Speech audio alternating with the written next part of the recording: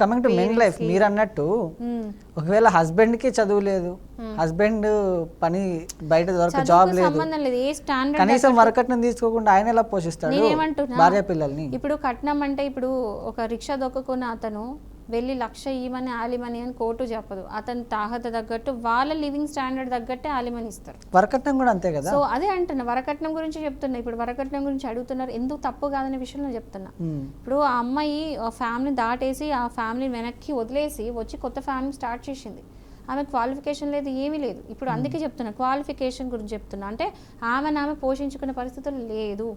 So ఆ family ఎటో వెళ్ళిపోయింది, ఇక్కడికి వచ్చి కొత్త ఫ్యామిలీలో ఆమె లైఫ్ మొత్తం పెట్టేసింది.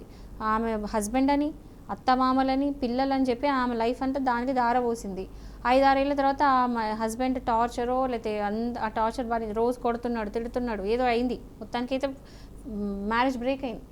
ఎక్కడికి వెళ్ళి బతకమంటారు? తీరా వెళ్తే అమ్మ నాన్న చూసుకోరు. ఎందుకంటే మన హిందూ సాంప్రదాయం ప్రకారం, మన ఇండియాలో ఉన్న సిస్టమ్ ప్రకారం ఏంటంటే ఒకసారి పెళ్లి చేసి పంపించినామంటే అత్తగారి ఇంట్లో ఉండాల్సిందే. అది ఆమె లైఫ్ ఇంకా అక్కడనే కొనసాగాలి. ఒకవేళ కనుక అక్కడ కొనసాగిన సిచ్యువేషన్ లేనప్పుడు ఫినాన్షియల్గా ఎట్లా బతకాలి? ఎవరో ఒకరు ఇవ్వాల్సింది. పెళ్లి చేసుకున్నందుకు హస్బెండ్ ఇవ్వాలి. సో ఇది యాక్చువల్గా ఆలిమెంట్ పెట్టడానికి ఇది మెయిన్ కారణం.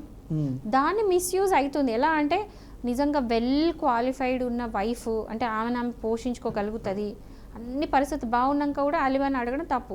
అండ్ ఇప్పుడు కోర్ట్స్ అవి ఎంకరేజ్ చేయట్లా.